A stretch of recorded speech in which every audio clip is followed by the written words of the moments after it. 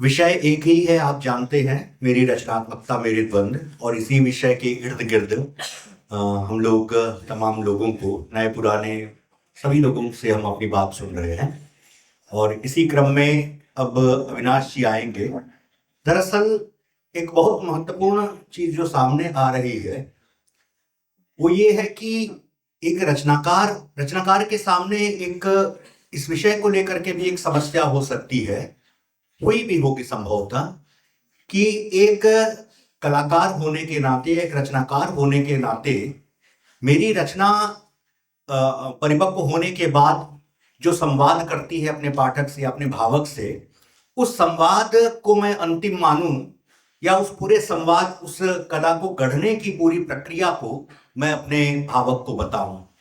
और उसके साथ ही ये भी उसके भीतर एक परेशानी का बायस हो सकता है कि इसको सुनने में दिलचस्पी कितनी और किसकी और कैसे होगी।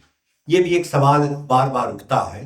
तो उसको लेकर के भी हम देख ही रहे हैं कि जो वक्तव्य है, उस वक्तव्य में इस संशय के साथ अपनी बात रखी जा रही है। और उसके साथ ही साथ उसकी पूरी रचाव प्रक्रिया में जो भी पड़ाव हैं या जो मुश्किलें हैं, और उन मुश्किलों से निकलने की जो राह तलाशी है, उसको लेकर के भी कलाकार कोई वो पुख्ता, एक लेखक बहुत पुख्तगी के साथ नहीं कह रहा है कि मैंने ये रास्ता लिया, मैंने ये पेंग ली। उस पेंग का औचित्य क्या है या क्या नहीं है, जानना चाहिए या नहीं जानना चाहिए, वह अपने आप को आप पर छोड़ दे रहा है। तो जाहिर तौर पर ऐसा, ये केवल इसे मैं विनम्रता नहीं मानता हूं, एक लेखक की या एक रचनाकार की मैं अंतर्दृष्टि का भी एक पहलू इसे मानता हूं। और ये जब मैं अविनाश जी को आवाज देने वाला हूं, यहाँ बुला रहा हूं, तो उसके पहले ये बातें अचानक से मेरे मन में उठी। आप जानते हैं अविनाश जी एक कवि के तौर पर, एक उपन्यासकार के तौर पर और एक संपादक के तौर पर बहुत महत्वपूर्ण काम कर रहे हैं। किताबों का सब नाम नहीं लूंगा, जरूरत भी नहीं है उसकी। हम सब उनकी सक्रियता से और कह लूं तो उनकी आक्रामकता से भी हम लोग बहुत अच्छे से परिचित है। वो अपनी बात जितनी ठोस तरीके से कहते हैं, जितनी मजबूती के साथ कहते हैं, उतनी ही दृढ़ता के साथ वे इस पर कायम भी रहते हैं। तो इसलिए शायद नहीं, मुझे यकीन है कि अविनाश भाई इस विषय के कुछ और पहलू पर अपनी बात रखेंगे। मैं अविनाश मिश्र को इसी बातचीत को आगे बढ़ाने के लिए आमंत्रित करता हूं। अविनाश मिश्र। मैं भी बहुत पहले से ही मानसिक रूप से तैयार हो गया था, लेकिन फिर चाय का अंतराल रख दिया गया।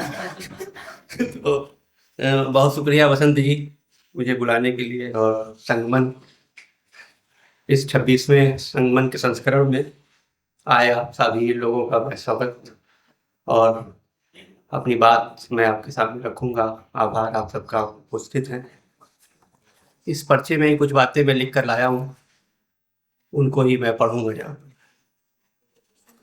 इसकी शुरुआत मैं अपील से कर रहा हूँ। जो आप लोगों को याद होगा कि आज से लगभग 6.5 साल पहले, जब 17वीं लोकसभा के लिए वोटिंग होने में कुछ ही दिन बाकी रह गए थे, 1 अप्रैल 2019 को हिंदी, अंग्रेजी सहित भारतीय भाषाओं के 200 लेखकों ने भारतीय नागरिकों के नाम एक संयुक्त अपील जारी की थी। इस अपील में यह मानते हुए कि आम चुनावों में हमारा देश एक दोराहे पर खड़ा है, यह कहा गया था। अब यहाँ पे मैं उस अपील को कोट कर रहा हूँ। हमारा संविधान यह सुनिश्चित करता है कि देश के सभी नागरिकों को समान अधिकार, अपनी मर्जी से खाने पीने, पूजा अर्चना करने की आज़ादी मिले, अभिव्यक्ति की आज़ादी और असहमति जताने का अधिकार मिले।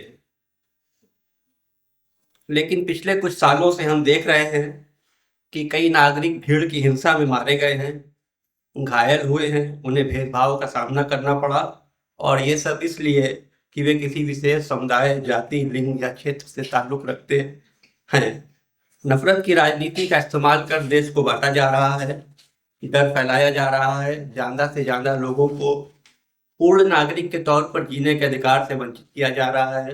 लेखकों, कलाकारों, फिल्म निर्माताओं, संगीतकारों और अन्य संस्कृति कर्मियों को धमकाया, डराया और सेंसर किया जा रहा है। जो भी सत्ता पर सवाल उठा रहा है वह उत्पीड़न या झूठे और बेहुदा आरोपों पर गिरफ्तारी के खतरे झेल रहा है। हम चाहते हैं कि यह स्थिति बदले। हम नहीं चाहते कि तर्कवादियों, लेखकों, कलाकारों को सताया या मार दिया जाए। हम चाहते हैं कि स्त्रियों, दलितों, आदिवासियों, अल्पसंख्यकों के खिलाफ मौखिक या शारीरिक हिंसा करने वालों पर सख्त कार्रवाई की जाए। हम चाहते हैं कि सबको आगे बढ़ने के समान अवसर दिए जाएं और रोजगार, शिक्षा, शोध तथा स्वास्थ्य के क्षेत्रों की बेहतरी के लिए संसाधन हो और कदम उठाए जाएं। इस सबसे ज़्यादा हम अपनी विविधता को बचाना और लोकतंत्र को फलते फूलते देखना चाहते हैं। अपील जारी है। हम यह सब कैसे कर सकते हैं? हम कैसे वे बदलाव ला सकते हैं जिनकी हमें सख्त ज़रूरत है? ऐसे बहुत से कदम हैं जो हम उठा सकते हैं और हमें उठाने चाहिए। लेकिन एक महत्वपूर्ण कदम जो हमें सबसे पहले उठाना है, यह पहला कदम है कि हम नफरत की राजनीति के खिलाफ वोट करें। और ऐसा करने का मौका हमें बहुत जल्द ही मिल रहा है। हम लोगों को बांटने के खिलाफ वोट करें, असमानता के खिलाफ वोट करें, हिंसा, डर और सेंसरशिप के खिलाफ वोट करें। सिर्फ यही एक रास्ता है जिससे हम एक ऐसा भारत बना सकते हैं जो संविधान में किए गए वायदों के लिए प्रतिबद्ध हो। इसलिए हम सभी नागरिकों से अपील करते हैं कि ये विविधतापूर्ण और समान भारत के लिए वोट करें। ये अपील समाप्त होती है। इस अपील में एजे थॉमस से लेकर जोया हसन तक के हस्ताक्षर अल्फाबेटिकली शामिल थे, 200 लोगों के। इसको मेरा यहाँ कोट करने का आपको लगा होगा कि ये मैं क्यों एक कही गई बात को दोहरा रहा हूँ, लेकिन इसमें कोट करने का उद्देश्य ये था कि मैं बताना चाह रहा हूँ कि जो हमारे कंटेम्प्रेरी इंडियन राइटर्स हैं, वो जो कर सकते हैं अपने सामर्थ्य भर वो करते रहते हैं। यह एक अलग विमर्श का विषय है कि इस पक्ष की अपीलें जन समुदाय के बीच बहुत बेअसर है और सब तरफ हमारी हार का संसार बड़ा होता जा रहा है। इस व्यापकता में अब लोकतंत्र संदिग्ध है, मतदान भी और मतदाता भी। यहाँ इसकी डिटेलिंग में मैं नहीं जा रहा हूँ, आप सब विचारवान लोग हैं, जानते हैं कि लोकतंत्र अब कैसे संदिग्ध है, मतदान कैसे संदिग्ध है और मतदाता भी। अब यहाँ मेरी बात आती है। अब इस परिस्थितियों के बीच मैं लिखने पढ़ने जैसा काम करता हूँ। एक ऐसे मुल्क में जहाँ असहमति की सारी आवाज़ें एक पराजित दृश्य में घट रही हैं, वहाँ मेरा संकट है कि मैं सहमत लोगों को ही सहमत करने का संघर्ष कर पाता हूँ और कभी कभी उन्हें भी नहीं। हमारे आज़ाद देश में कई बार ऐसे अवसर आए हैं जिनमें लेखकों की प्रतिबद्धता को जांचा जा सके, लेकिन ये गए 10-11 वर्ष तो जैसे सब समय लेखक ही नहीं, किसी भी संवेदनशील व्यक्ति की प्रतिबद्धता की परीक्षा लेने पर उतारू रहे हैं। इन वर्षों का अपना दुख, अतीत और विस्तार है। यह निकट स्मृति सतत नाउम्मीद करती है, क्योंकि ये वर्ष भारतीय समयानुसार बुद्धि के परास्त होने के वर्ष हैं। वह समाज, संस्कृति, राजनीति सब जगह पराजित है। इन वर्षों ने हमें हमारी खाल दिखा दी है और बता दिया है कि सैकड़ों वर्षों के तमामतर संघर्षों के बावजूद हम मूलतः कैसे हैं। हार के संसार में शिथिलता स्वाभाविक होती है। इस शिथिलता में त्याग पत्र संलग्न रहते हैं, लेकिन उनका त्याग से कोई संबंध नहीं होता। इस तरह की स्थितियों में बुद्धि तत्काल हार के विश्लेषण में सक्रिय हो जाती है ताकि वह जल्द से जल्द बगैर प्रायश्चित के शिथिल हो सके। ये विश्लेषण उन बहसों को जन्म देते हैं जो पहले भी कई बार हो चुकी हैं और मौके बेमौके बार बार जिनके होते रहने की आशंका बनी रहती है। मैं इन सब के बीच रचने पढ़ने का काम करता हूँ।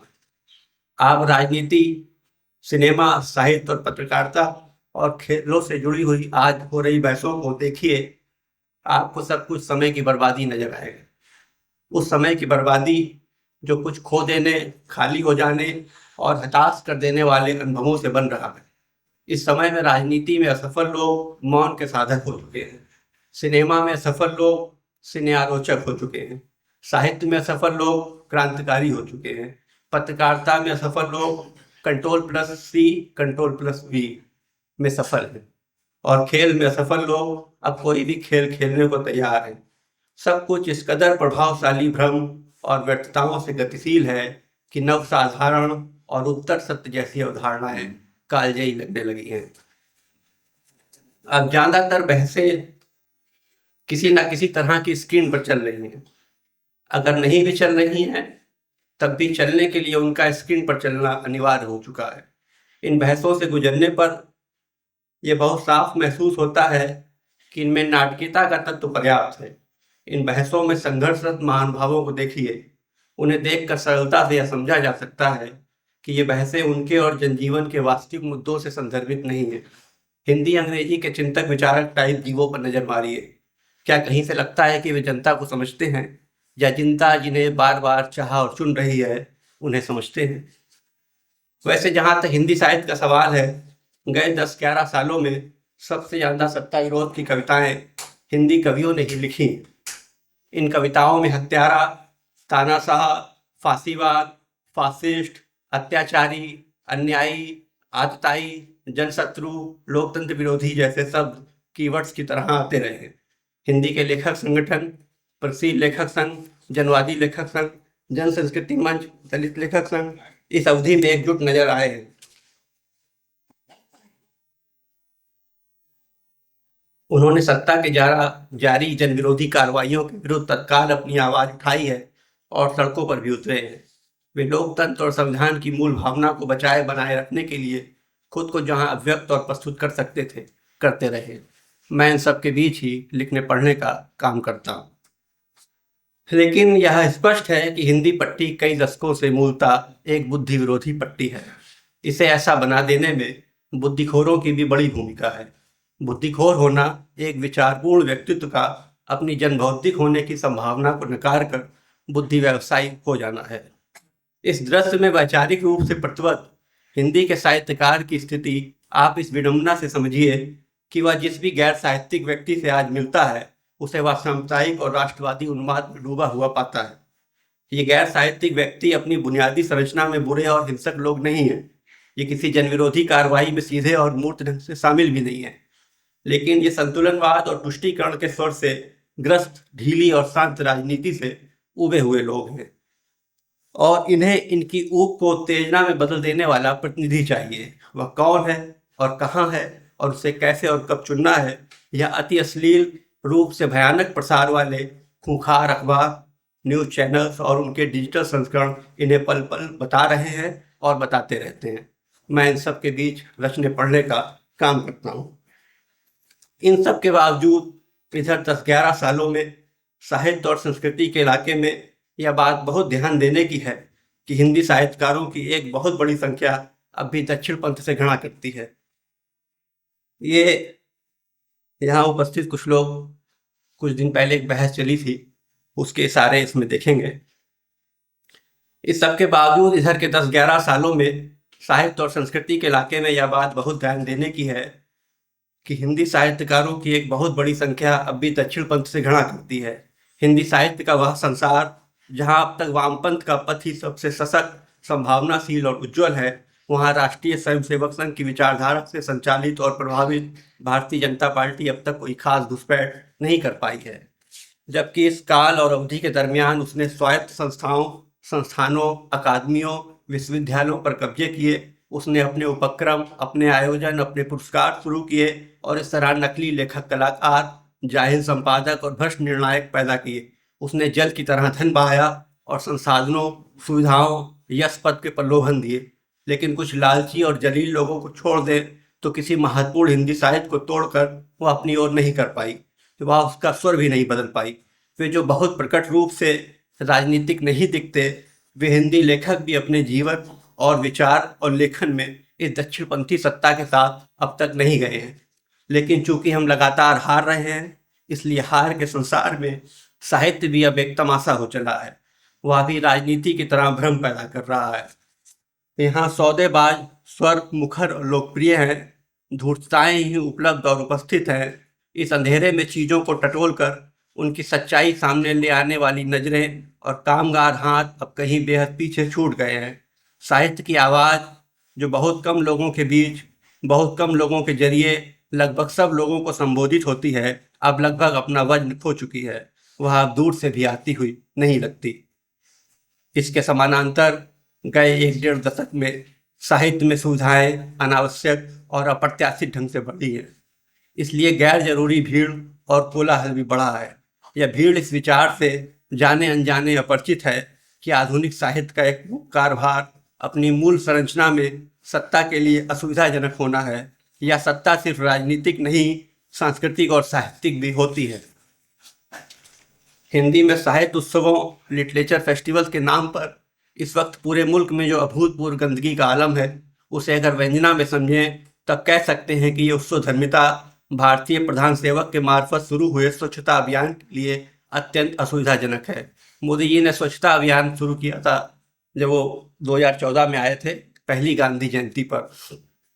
तो लेकिन मैं यहाँ एक व्यंजना में बात कर रहा हूँ कि सबसे ज़्यादा गंदगी अगर भारत में कहीं दिखती है सांस्कृतिक, तो वो लिटरेचर फेस्टिवल्स में है।